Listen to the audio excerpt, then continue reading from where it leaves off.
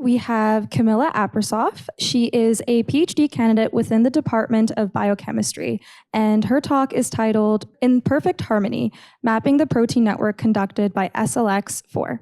Imagine you're sitting in a concert hall.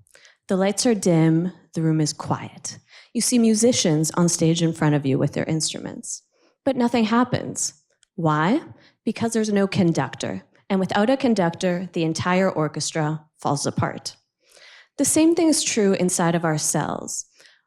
Every day, the DNA in our cells is damaged by things like UV rays from the sun or toxic chemicals in our environment. To fix this DNA damage, our cells rely on a highly orchestrated DNA repair orchestra made up of hundreds of different proteins.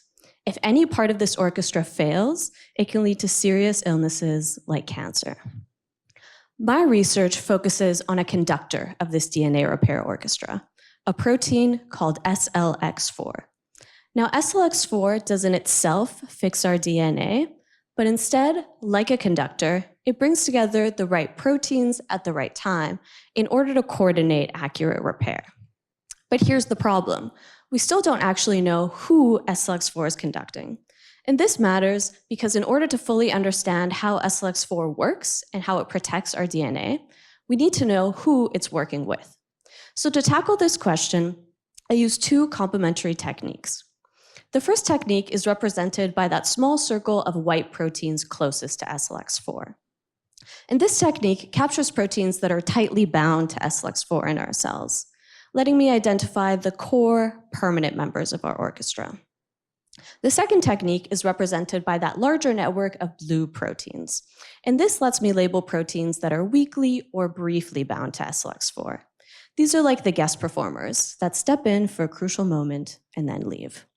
By combining these two approaches, by identifying both strong, stable interactions and weaker, short-lived interactions, I was able to identify 221 unique protein partners of SLX4, where the vast majority of these proteins, 89%, had never before been linked to SLX4.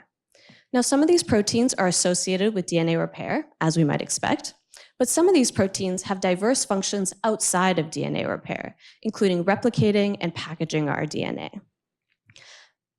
Now, this matters because every interaction gives us crucial insights into how SLX4 functions. And the better we understand how SLX4 works, how cells protect our DNA, the better we can identify what goes wrong when disease develops.